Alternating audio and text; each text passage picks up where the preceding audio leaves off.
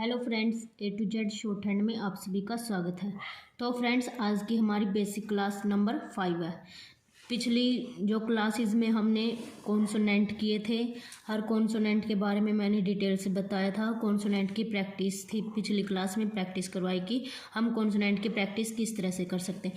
Consonant की practice करने के बाद आते हैं हमारे ज्वाइनिंग स्ट्रोक।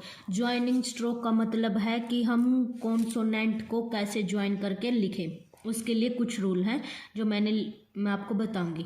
कि फर्स्ट रूल क्या है हमारा, join stroke always in their direction.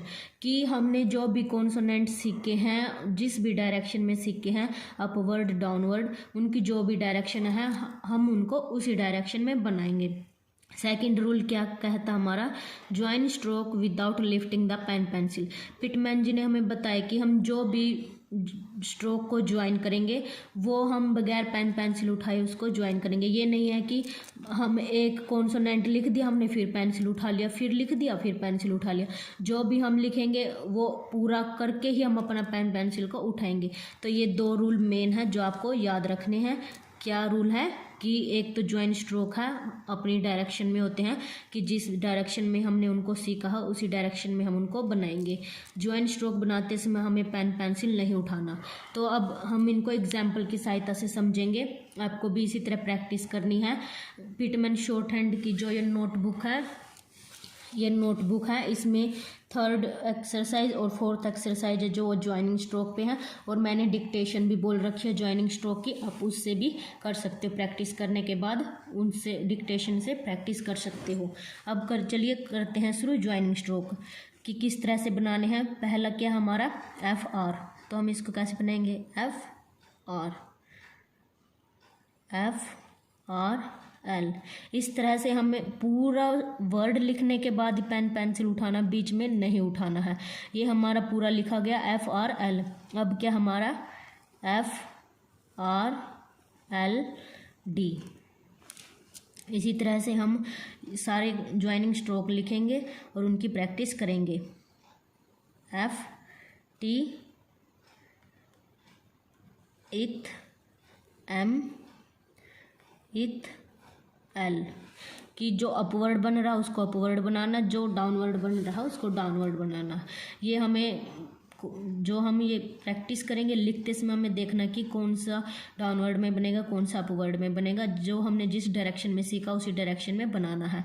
अब देखो, इथ, R, F, R।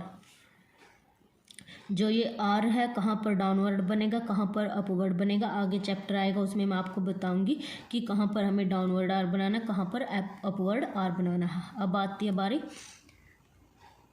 SK, LK। अब इश है, ये इश P, तो इसका ये सिंबल पढ़ा था और P ऐसे, इश BL, इस के, इस RL। देखो बन रहे हैं ना विदाउट लिफ्टिंग पेन पेंसिल, कि मैं बिना पेन पेंसिल को उठाई इनको बना रही हूँ। जब तक ये पूरा नहीं बन जाता मैं पेन पेंसिल नहीं उठा रही हूँ। तो ये आ गया HD, H या हे V, हे इथ, हे N, हे B। ज़्यादातर इस सिंबल वाले हे का यूज होएगा, जो वो डाउनवर्ड वाला हे था ये वाला, उसका कम यूज होता। वो भी आगे बताएंगे कि कहाँ पर इसका यूज होगा, कहाँ पर इस अपवर्ड हे का यूज होगा, कहाँ पर डाउनवर्ड हे का यूज होएगा। अब देखिए अब क्या है, PK। अगर आपने कॉन्सोनेंट की अच्छे से प्रैक्टिस किया तो आप इनको फटाफट बना लोगे। आपको जब कॉन्सोनेंट के सिंबल याद है तो बनाने में कोई भी दिक्कत नहीं होगी। PDL, BML, TML। ऐसे बोल बोल के बनाए ताकि आपको और भी अच्छे से याद हो जाए। DM और MN, वे वी, डी एन डी। अब के वी, अब के वी वैसे तो के हमारा हॉरिजॉन्टल होता, ऑन द लाइन बनता।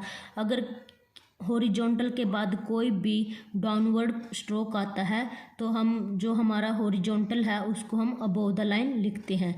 जैसे के हमारा हॉरिजॉन्टल था तो ये अबोव द लाइन आएगा के वी। हॉरिजॉन्टल के बाद अगर कोई भी डाउनवर्ड स्ट्रोक या कॉन्सोनेंट आता है तो हॉरिजॉन्टल है जो हमारा वो अबोव द लाइन लिखा जाएगा। ये बात आपको याद रखनी है।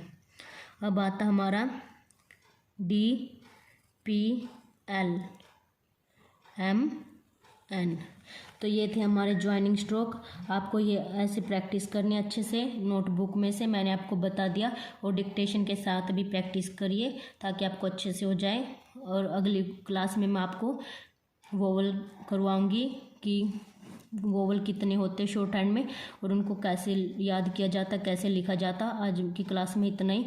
अगर आपको मेरी वीडियो अच्छी लगी हो तो लाइक शेयर सब्सक्राइब करना ना भूलें। थैंक यू फ्रेंड्स, मिलते हैं।